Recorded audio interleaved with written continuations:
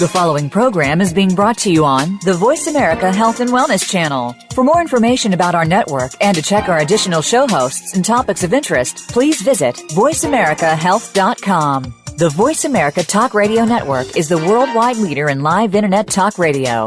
Visit voiceamerica.com. The views and ideas expressed on the following program are strictly those of the host or guests and do not necessarily reflect the views and ideas held by the Voice America Talk Radio Network, its staff, and management.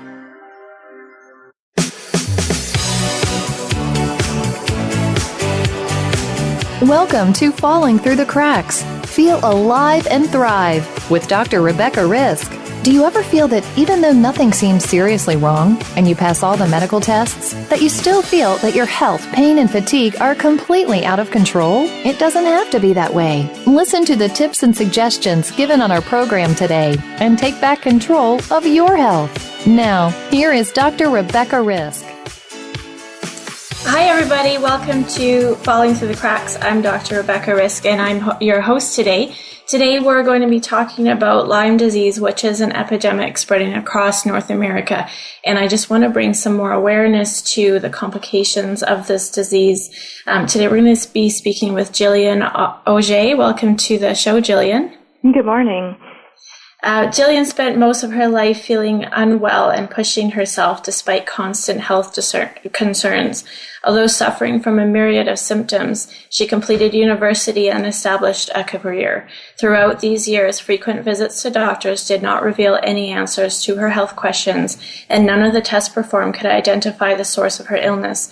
Friends in her community helped form the Lyme Light Society after she was diagnosed, which raised awareness through art galas, concerts, and information campaigns. This small-town grassroots group is not only educating the community, but saving lives. It's Jillian's mission to prevent others from falling through the cracks because they pose a medical mystery. So, Jillian, I just want to talk with you about how this all started for you.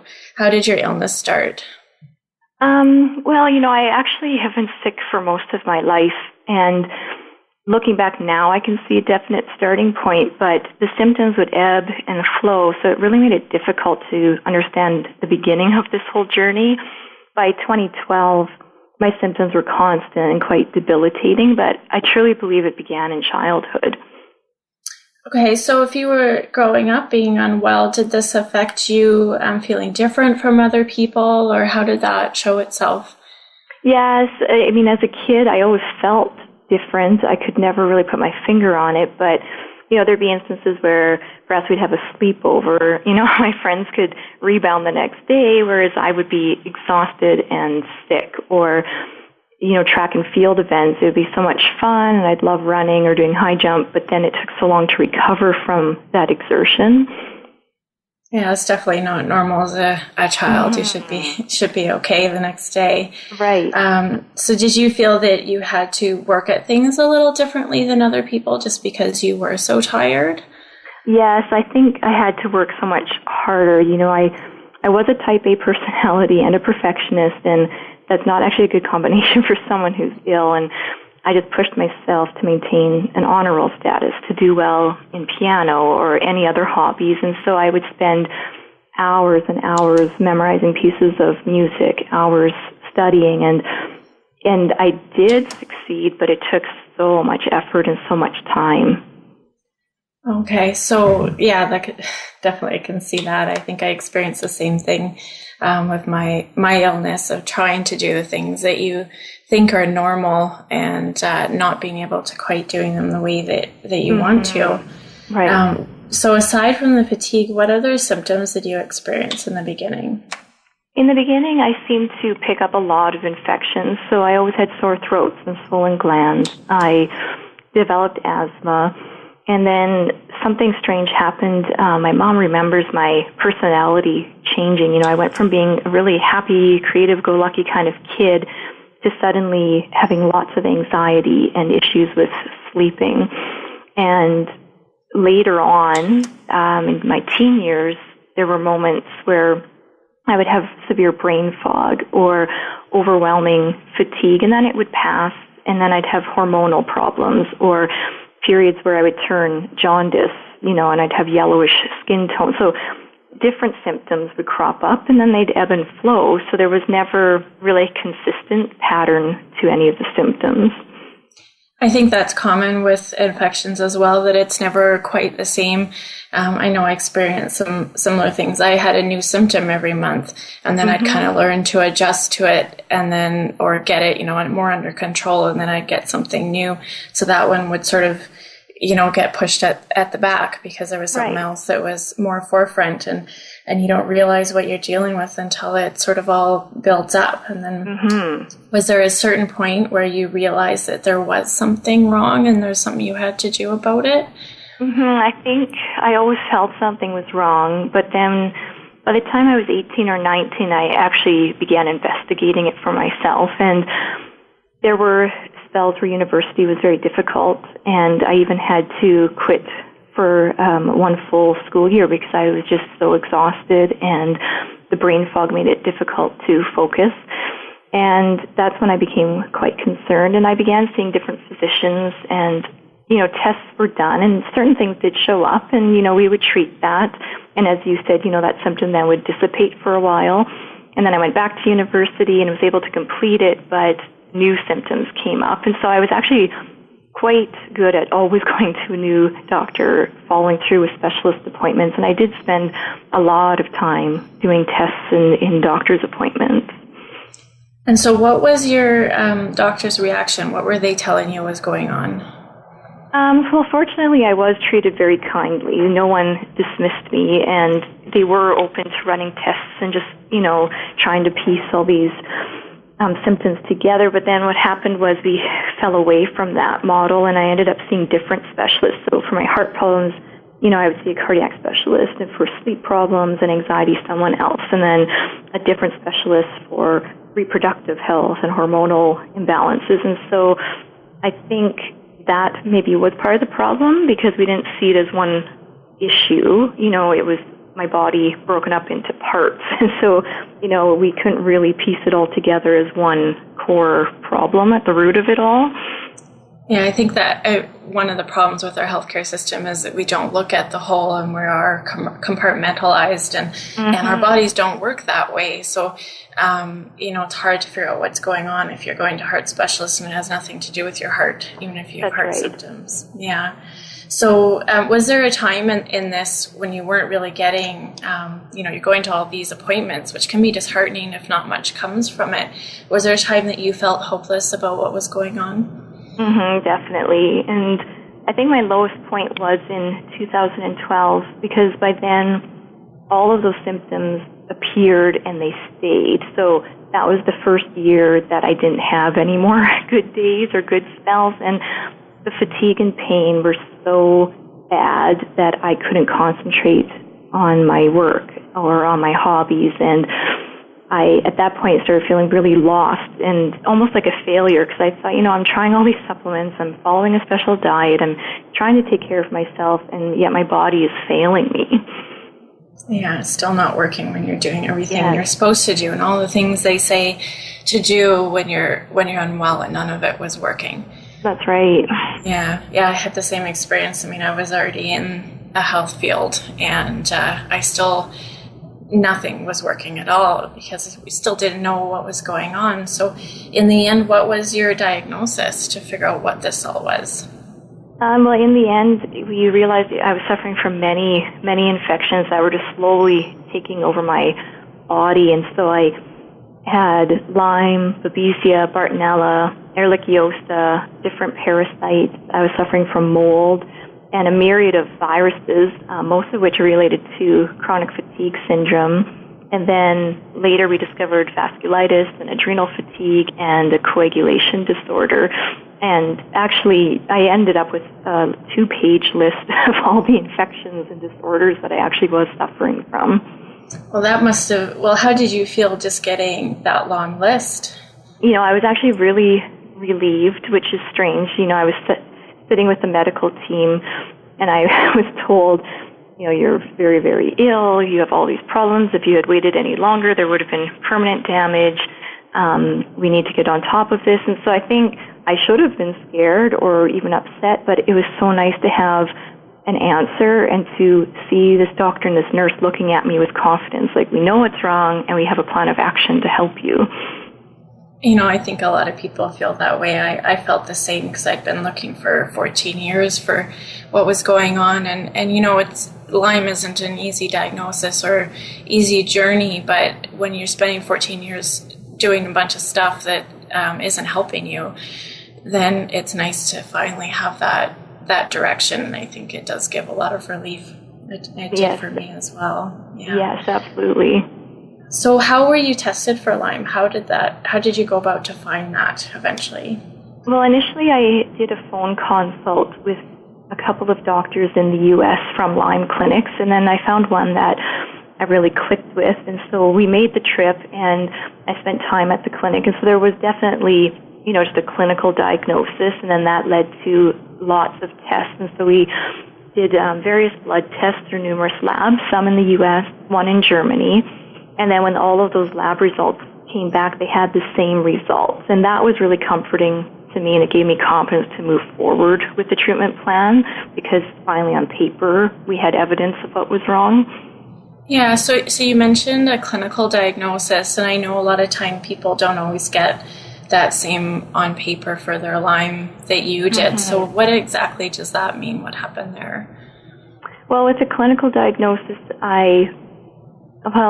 it was nice to have all of those symptoms make sense for one root problem. And so there are symptoms that match this disease. And if practitioners can make a clinical diagnosis and start treating regardless of a test result, that's a positive thing. But most can't, you know, and there are rules in the mainstream medical field that you actually need a test result saying positive before treatment can begin. So, and there's a lot of times where people do tests, especially those that have been sick for a long time and their test comes up negative, but they do have a lot of signs and they're asymptomatic and they have that history. What do you tell those people? Well, I tell them to find a Lyme literate physician who has access to labs, you know, not the ones that are available in the local lab or in the mainstream medicine field. So I tell people, you know, don't base this on the ineffective ELISA or Western blot test. And when you consider there are over 100 strains of Lyme bacteria in North America, over 30 strains of Bartonella, you can understand why you shouldn't rely on a test that, you know, just looks for antibodies for one or two strains. And plus, you know, the infection doesn't always live in the bloodstream. It likes to burrow into tissues and organs. And so in some cases, the blood work really isn't the most effective way to determine if a person has the disease.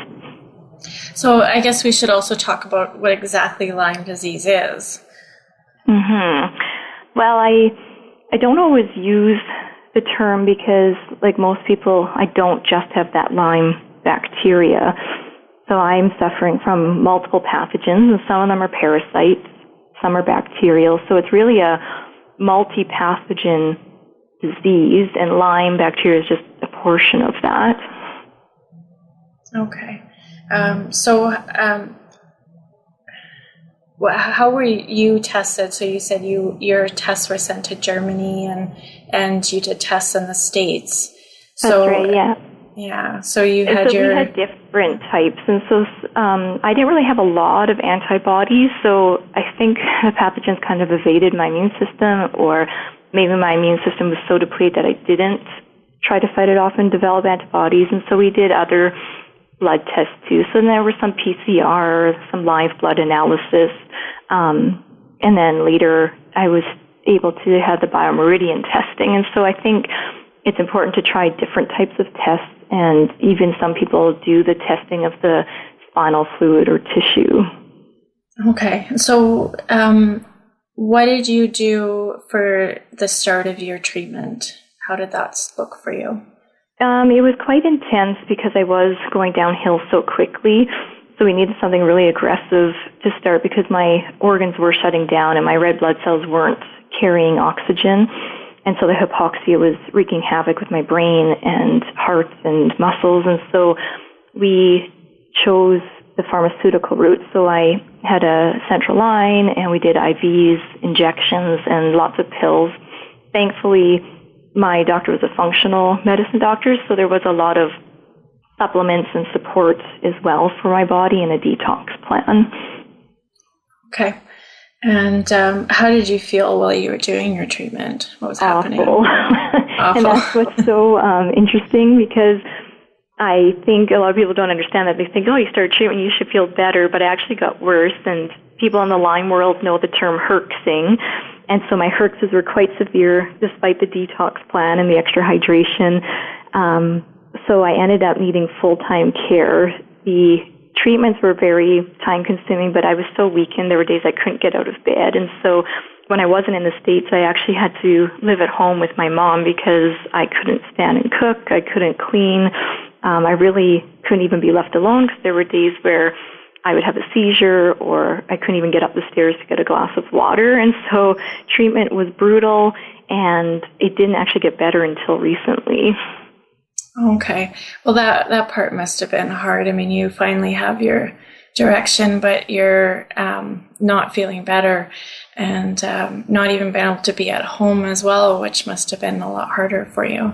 Mm-hmm. Leaving my husband and my hometown was difficult, but I was just so grateful to have my mom, and she researched hours every day, and she was so great at having specific recipe, for each day that followed the alkaline anti-inflammatory diet, and she listened to every doctor's appointment and took notes. And so I really handed it all over to her, and I literally just laid in bed or on the couch, and she had to do everything. And so I'm grateful for that. A lot of Lymies don't have that kind of support. Yeah, I was going to say that's really rare to have somebody that can be there with you, especially all day. And a lot of time there's somebody that, has to go to work, or they're just helping you after if they are there. So we're going to talk more. We're going to take a break. And when we come back, we're going to talk more about what happened after you started to get better and going through treatment. If you have any questions as a listener for Jillian or for me, feel free to call in. We are recording live, or you can send us an email at anantacalgary@gmail.com, or send us a message on Facebook or Twitter, and we'd love to hear your comments or questions.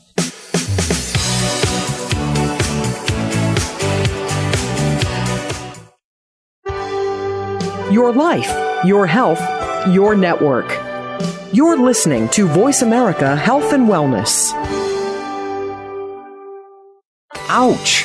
What do you think of when you think of dental procedures? Well, when you think about it, the teeth and the rest of the body are strongly connected. What happens in one part affects the other. In the Tooth Body Connection with host Dr. Dawn Ewing, we'll explain more about these concepts, as well as discuss the role that your teeth play in your overall health. You'll learn about amalgams and how removing them the wrong way can be toxic to your body. Tune in Fridays at 2 p.m. Eastern, 11 a.m. Pacific on Voice America Health and Wellness. The largest syndicated alternative health talk program has come to the Voice America Network. The Dr. Bob Martin Show is the program that will answer your health questions and help you to heal your own body of many different ailments. Each week, you'll hear the answers that Dr. Bob gives to his callers that help them to be their own doctor most of the time. We'll also discuss developments on the healthcare front and what you need to do to keep your body in top form. The Dr. Bob Martin Show airs Wednesday mornings at 9 a.m. Eastern, 6 a.m. Pacific on Voice America Health and Wellness.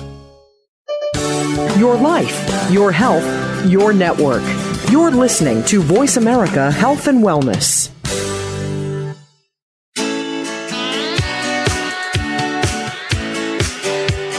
You are listening to Falling Through the Cracks with your host, Dr. Rebecca Risk. To reach the program today, please call in to 1-866-472-5792. Again, that's 1-866-472-5792. You may also send an email directly to Dr. Risk. The email address is anantacalgary@gmail.com. Now, back to Falling Through the Cracks.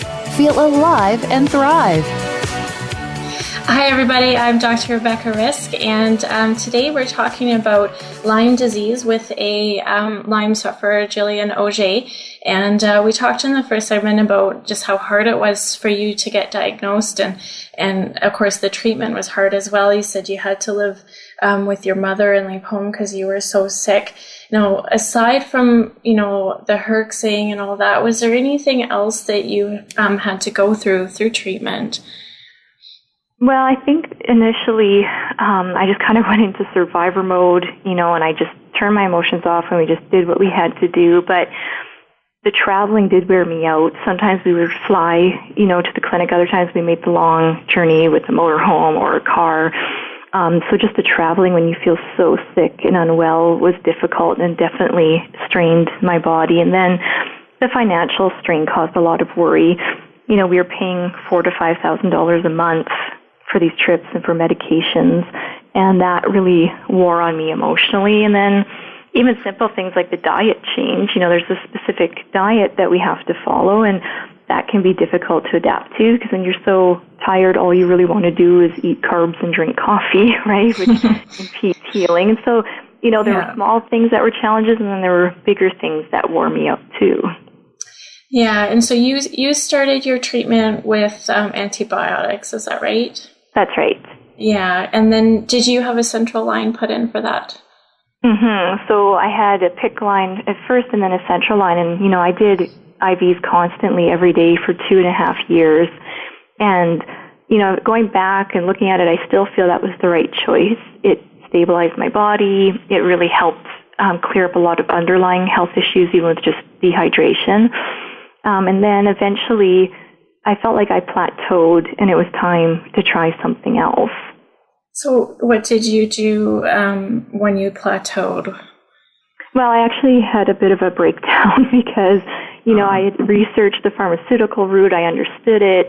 I really put my trust in it. And then when that seemed to plateau, plus we realized emotionally, like I could not continue making all these trips to the U.S., I did have a moment of feeling lost. Like, now where do I turn? What do I do? And so truthfully, I didn't really know. And I was grateful my mom handed me a book by Stephen Buhner, and in one of the first chapters, he said, there's no set protocol. There's no one-size-fit-all cure.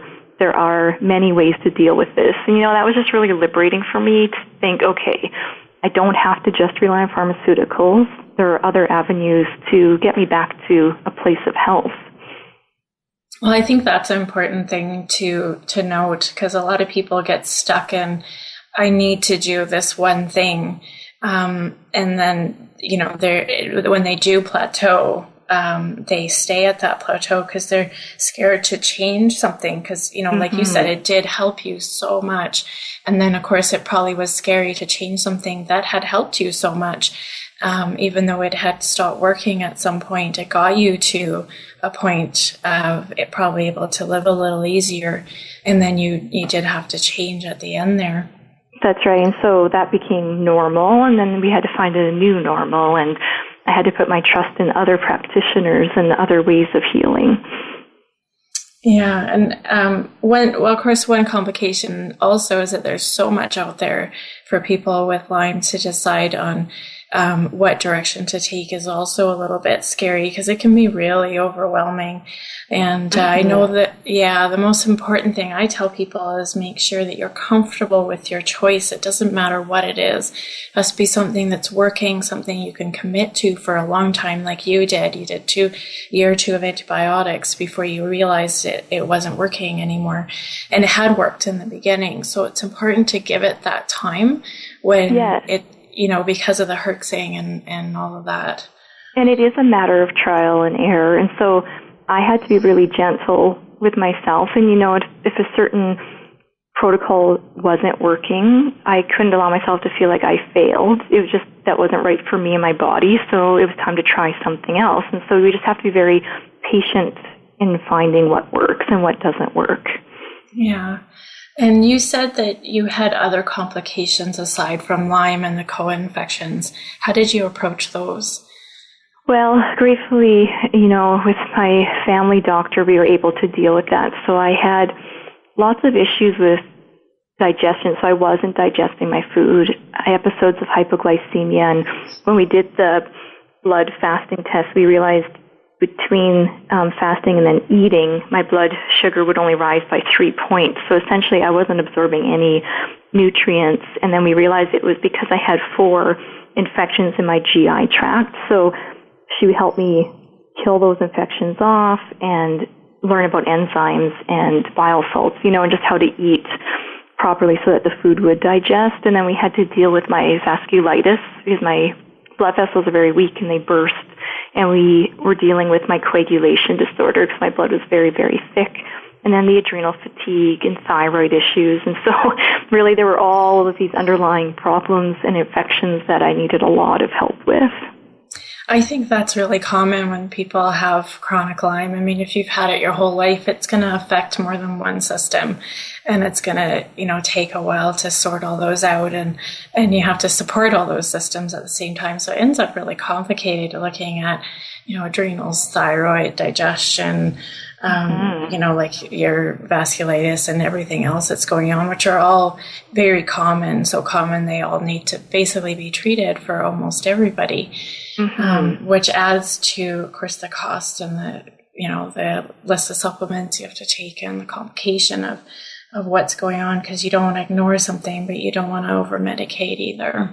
That's right. And so we found meds that were synergetic with each other. So there are certain herbs that will treat multiple problems but also support the organs. And so it took lots of time and research, and it takes a long time to write out, the daily medical list for the day. But with time and research and help from various doctors and practitioners, people usually can piece together a pretty good protocol that treats the infections but also supports the body.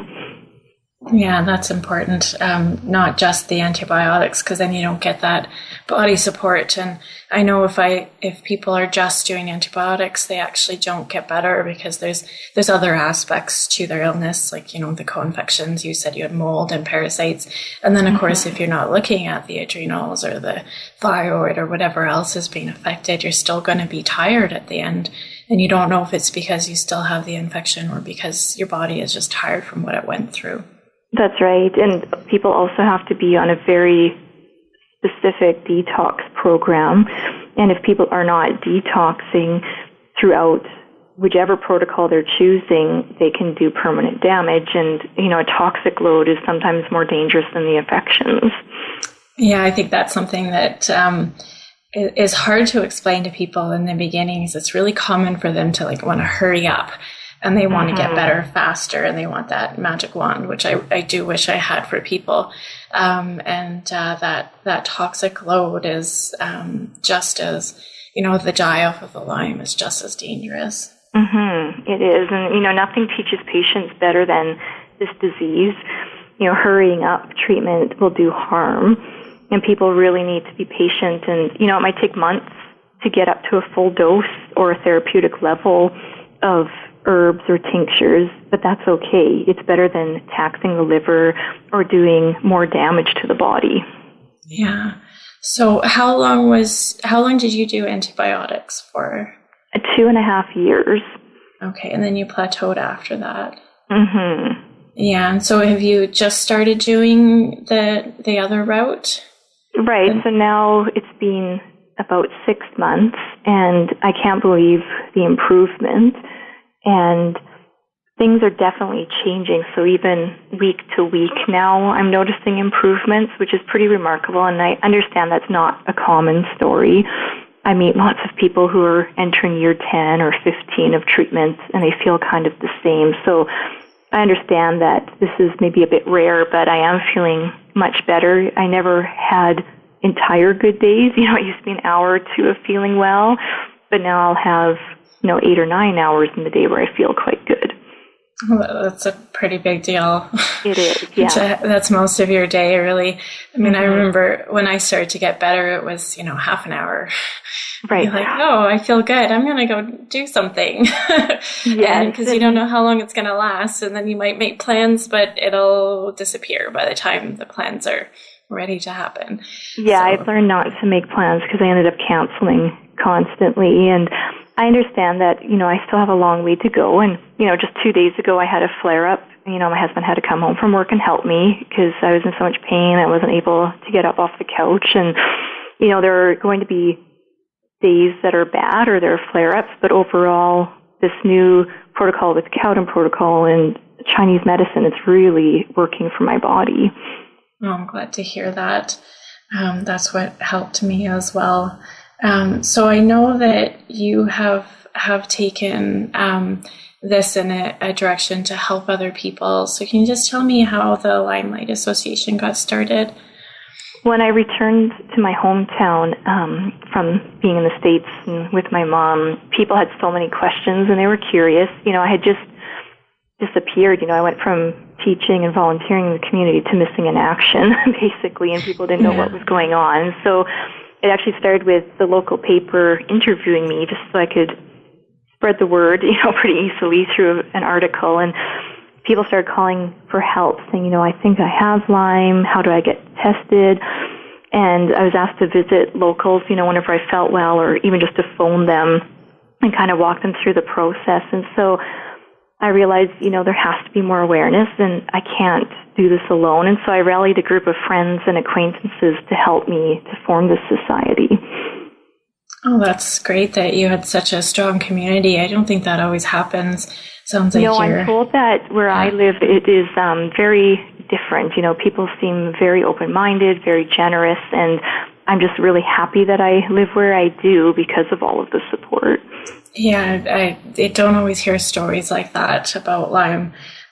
Sometimes you hear the opposite, and to have a community that's so supportive, I think you've been really lucky in your journey. Yeah, so what exactly does Lyme Light do for Lyme awareness?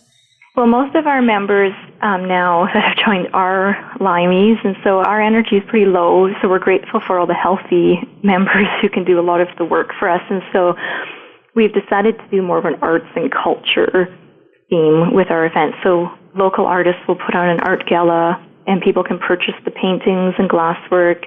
So it's more of an arts day, but they're handed information on Lyme, and our members are sitting at different tables able to answer questions that they have. Or we'll host concerts, and there will be maybe a short presentation during an intermission about Lyme disease.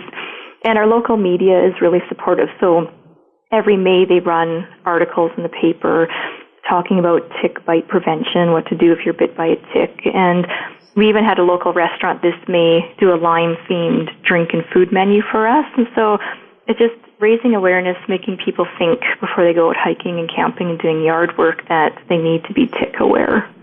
Yeah. So when people call you for, that support and saying that they're ill, what are common patterns that you see in Lymies that are finally diagnosed with Lyme when they first call? Well, and that's just it. Usually they call when it's been years of suffering.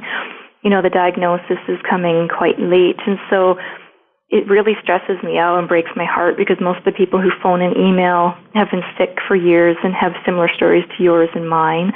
Many of them were initially diagnosed with MS or fibromyalgia, and then when they do the testing, they realize they never did have MS. It was, Lyme disease and babesia and these infections all along. And so we're trying to change that pattern where people consider Lyme as a last resort. We're trying to get people to consider Lyme first, get tested for that first. And if it's negative and you don't have it, okay, then do the other testing. So I think it is an epidemic. I think a lot of people do have this disease, and I just wish they would come to us as soon as they had the tick bite or feel that something's wrong. Well, I mean, why is that people don't? What are common stories that you hear of why it's been left for so long? Well, most people tell me they were confident in their MS or lupus diagnosis because they did have the symptoms, and they don't learn until later that Lyme mimics these diseases. So, they have the lesions on the brain. Well, so do Lymies. They have mobility issues. So do we. Seizures. So do we. And so there's that element where we have a disease that mimics other things. The other thing is a lot of people don't remember a tick bite. So they'll say to me, well, I was never bit by a tick. How could I possibly have Lyme disease? Others say I had a tick bite, but I didn't have the bullseye rash, therefore I wasn't infected. And so we really have to re-educate people on these ideas. Well, and I read a study recently that it was about 20 to 30% of people only remember a tick bite, which is pretty significant when, your history is supposed to be a tick bite and a bullseye rash, and you don't remember your tick bite. And, the percent is about as low for those that actually get that telltale bullseye rash. And I never got a bullseye rash. I did get bitten by several ticks. I had about 50 on me at a friend's cabin, but, it's... that didn't clue in until 14 years later when somebody asked me if I'd ever been bitten by a tick. We didn't connect because the symptoms crept up so slow. We didn't ever connect that episode or that time with, what was going on later in my life because it was so subtle. And so you didn't have a rash. You probably didn't get the flu or a headache. No. And neither did I. Yeah.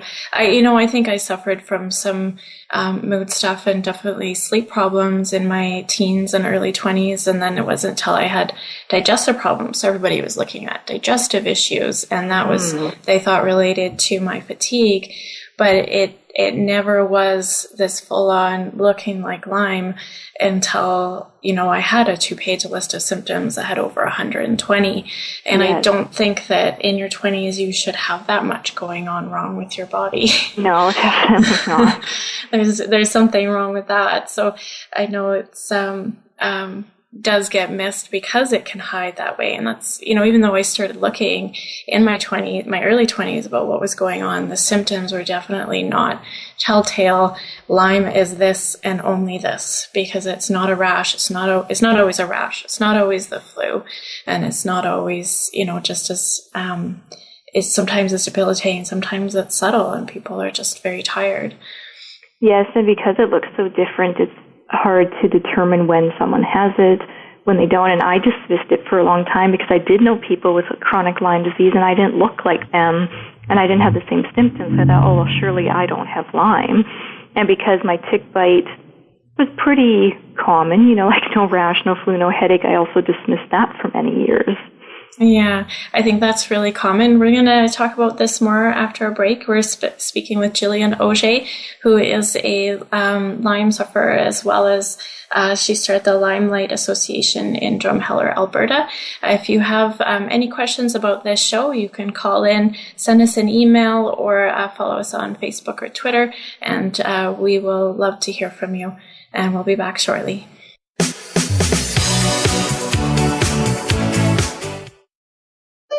Opinions, options, answers. You're listening to Voice America Health and Wellness. We are bombarded daily with information about beauty products and anti-aging treatments. Do you know how they have been tested? Are they truly going to make a change, or just take the change out of your pocket? Tune in to Shelley's Show and Tell with host Shelley Hancock. We'll bring you the top-rated skincare products and treatments tested by Real Transformation Skincare Centers. We'll motivate you to make the best changes. Listen Mondays at 1 p.m. Pacific Time, 4 p.m. Eastern on Voice America Health and Wellness. In the spirit of Have Couch Will Travel, Dr. Carol Lieberman creates a haven of sanity in an increasingly insane world. Each day we are bombarded with news of events that have never crossed our wildest nightmares. Society is spiraling out of control and everyone is reeling from it. But now there's an answer. The best way to keep sane in this insane world is to tune in to Dr. Carol's Couch on Voice America. Dr. Carol, a certified media psychiatrist, will broadcast live from her Beverly Hills office every Tuesday at 1 p.m. Pacific Time. Call or log in and get help with whatever is sending you reeling, whenever you need a soothing voice to calm and advise you. That's Dr. Carol's Couch every Tuesday at 1 p.m. Pacific Time here on America's Voice, voiceamerica.com. Opinions, options, answers. You're listening to Voice America Health and Wellness.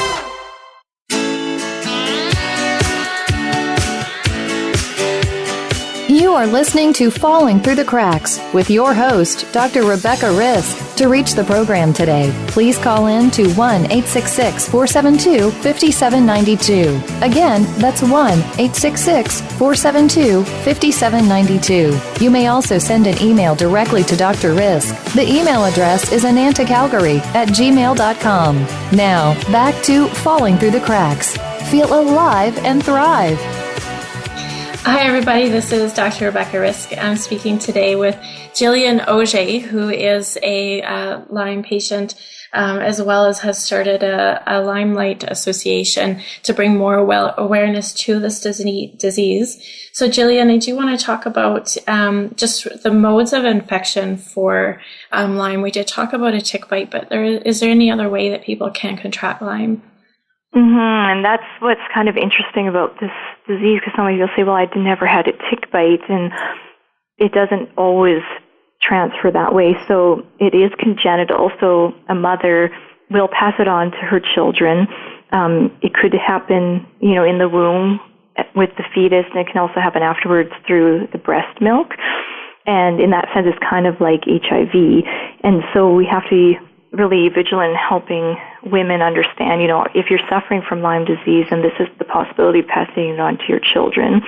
There's also other bugs, if you will, that are carrying Bartonella and other pathogens as well. So, fleas can transfer some of these infections to people. And sadly, even through blood donations, our blood isn't screened for Babesia and Lyme, and so it can be passed on that way as well. I think that's definitely things that people don't think about at this point. There is so much denial that there is this much Lyme out there that we're not looking at, educating people enough, which I think is great that your association is doing so much to protect everybody. So what are tick prevention things that you recommend to people? I tell people just to be mindful. That's, the first things. If you're mindful of it, then you're more likely to do a tick check, wear appropriate clothing. And so when people are hunting or hiking or even just walking their dogs in an off-leash area, they really need to be mindful of that. Like, tuck your socks into your pants, wear bug spray. It could be DEET or some sort of natural solution with essential oils.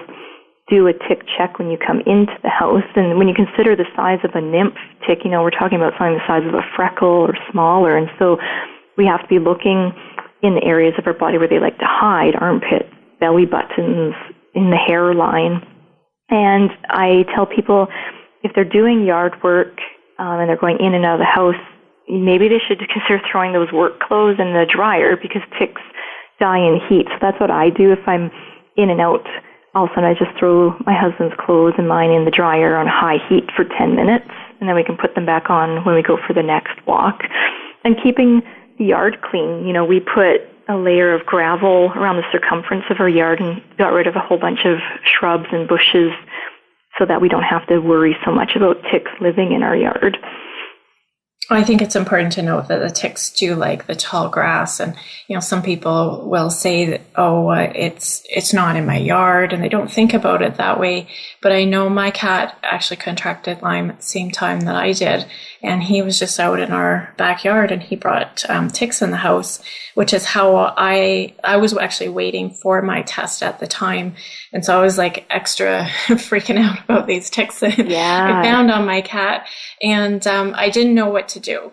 And so I actually just killed the ticks, which is the wrong thing to do. Mm-hmm. And then he started limping. Oh. And so of course, it was in my radar because I was waiting for my test. And I actually had to make the vet test him. And our test came back at the same time, and he was positive as well. And, he's never left the city. And he was just playing in the backyard. And, of course, in tall grass. That's what cats do, right? So I think it's important. We have to remember that songbirds migrate, and so, every spring robins are bringing thousands of eggs on their body, and when those hatch, they're singing in your tree, it's spring, but we don't realize they're bringing ticks into our yards, and that's where, our cats and dogs might get infected. Yeah. And that's important to note that it's not just you going for a hike in the country and you have to be careful. You have to be careful in your city, in your parks, in your backyard, and you have to know how to protect your family and keep that in mind, that it's not just something, I don't go hiking in the mountains, so it can't happen to me. That's right. So, of course, the prevention is the best way to wear the light color clothing and do tick checks. But what do you tell people to do if they are bitten? There are a few ways to remove the tick properly, and so Lyme Light spends a lot of time telling people don't use a match or cover it up with Vaseline or soap. That will irritate the tick and cause it to regurgitate the pathogens, from its gut into the person's bloodstream. So they need to remove it properly, and there are a few methods, and there are even videos on YouTube on how to do this properly. So you can do the straw and thread method, where the thin thread closes off the mouthpiece and pulls the tick straight up. I like the blister method, where a physician can inject a solution to create a blister, and then the tick crawls out on its own. Most people have fine needle-nosed tweezers, and that works fine as long as they close off the barbed mouth and remove the entire tick, because leaving a piece of the mouth or head in the skin will likely cause infection. We do have something in our office that we sell to people. It's quite new. It's called a tick twister, and it's made just the same way tweezers would be. The important thing is to make sure you're not going to break off any part of the tick when you're removing it. You don't want the head or any little bit of the mouth to break off, so just yanking it or twisting it. So this one, it's called a tick twister, but really it just goes and it does pull the tick off the same way the tweezers would, and it's quite easy to use. Just like the tweezers. Mm-hmm. And everyone should have that with them, whether it's in their house, in their first aid kit, and definitely with their camping gear or hunting gear. Yeah, and tweezers and even just a piece of thread, if you're going to use that method, they don't take up a lot of space, so it's not hard to just have those on you all the time. Now, what do you recommend that people do with the ticks after they're removed? Oh, we encourage people to put them in a tightly sealed container with maybe a wet cotton ball or some grass, if it's still alive. And, even if it was killed in the process of removal, like get all the parts, and then send them away for testing. And a lot of people will send them to their local health authorities, but we have some really great research going on in a university in our province. And so we encourage people to send our ticks to that researcher, and then she can decide, if she's going to test them for certain pathogens, and if she finds them, she's recording that information. And then if a piece of the tick is missing, she can also tell the person, hey, check again, like there's a mouthpiece missing. And that's important for a person to know after removing the tick. Yeah, because that can create some infection and some other issues. Yeah. So so if you remove the tick and say you've done all that, what are signs that people should look for if they do have an infection? Usually they'll start with feeling sluggish, getting headaches. Like we said, few will develop that elusive bullseye rash, but if you do have the rash, that is a sure sign.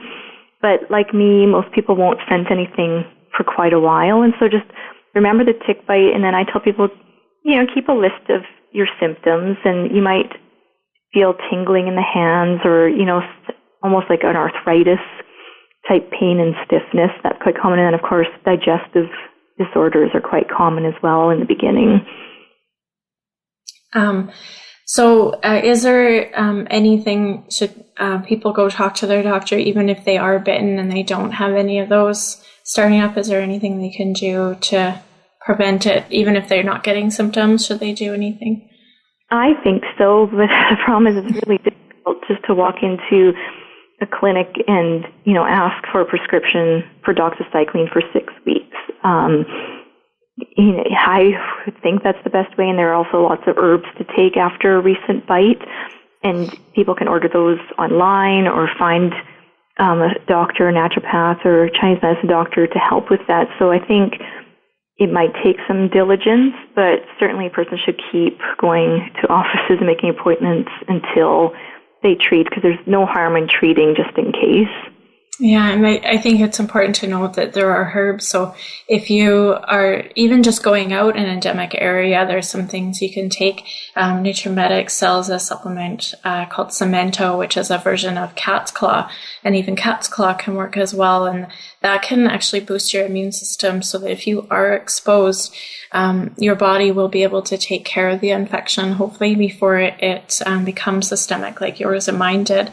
And the best thing, of course, is to to prevent. So when people come to me saying that they were bitten, even if I don't think anything happened, I'll still give them that for about 4 to 6 weeks, because it won't hurt them. Right. And it's better to be preventative. It's the same as going into a malarial endemic area and taking malaria medication. We want to prevent you from getting sick, which is way easier than actually dealing with the infection the way that you and I had to. And that's maybe the most sad part of this whole story, is that all of us could be well if we had known this information or had someone help us in the first 4 to 6 weeks after the bite. Yeah, and to a lot of people, I hear this a lot, that we don't have Lyme in our area, and I know vets in this area are testing dogs and reporting Lyme that way, but doctors keep insisting that it's not here. So what do you tell people when they run into, doctors saying it's not here, you don't need to worry? I tell them that they have to be persistent with this and just keep going to different clinics until they find a doctor willing to work with them. What happens is a lot of us are treated and we're not reported, so we're not part of the statistics. So, if we look at statistics, sure, it doesn't look like it's an epidemic, but we're not really accounted for in the reports and stats. And so I tell people it is here. Many people are suffering with it, and most of us were infected in our backyards or out hiking in our hometowns, and so they have to keep pursuing this. And the bottom line is it is here, and they have to seek treatment. I think that's important. I know it's really easy to be talked out of this because of the politics around it, and the part that hurts me the most about that is the suffering that causes for people. And when your doctor can't find an answer, and then you get a positive Lyme test, it is something that you should continue to pursue, even if you're caught up in the politics of what is going on here, because it just gets worse and worse and becomes quite debilitating. Yeah. So how are you feeling now, just so that everybody can end on a better note? Well, it does depend on when you ask me. So most days are quite good, and when I look back to where I was 3 years ago, I feel like a different person, definitely. And I still have some major health problems, and I'm not able to work yet. And even just cleaning my home and making food and walking my dog is a process for me, but I'm still thrilled that I'm able to do those things. And I feel more in control. This new protocol makes me feel like I'm supporting my body, that we are killing the pathogens, but also finding ways just to support me and give me a better quality of life. That's great. So if there's anybody listening to this show that feels like they need some help, is there any way that they can get a hold of your association? We used to do social media, but then we found it was a little overwhelming for us and even impersonal. And so I think emailing is best. And people will have other Lyme groups in their area, and iLads is excellent too for helping them find some place to get tested and treated. But if they want to send us an email and just explain what they're going through and their symptoms and what their specific questions are, they can email us at lymelightsociety@gmail.com. Okay, that's great. Well, thank you for joining us, Jillian, and sharing such a personal story. I do appreciate it. Oh, thank you so much. So if any of you feel that the story has touched you, or that you have been touched by Lyme, then please contact us or your local Lyme literate doctor. You can contact us on email at nancycalgary@gmail.com, on Twitter or Facebook, and we'd love to hear your comments. Next week, we're going to be talking with Baja Medgate, which is a center in Mexico that treats Lyme and other chronic illnesses in a different way. Please tune in every Monday, 9 a.m. Pacific time. We love hearing from you, and we love that you're listening. Thank you, and make today a great day.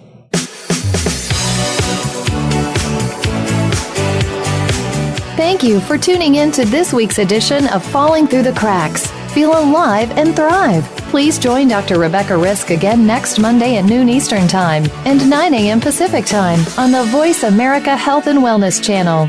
We'll talk more next week.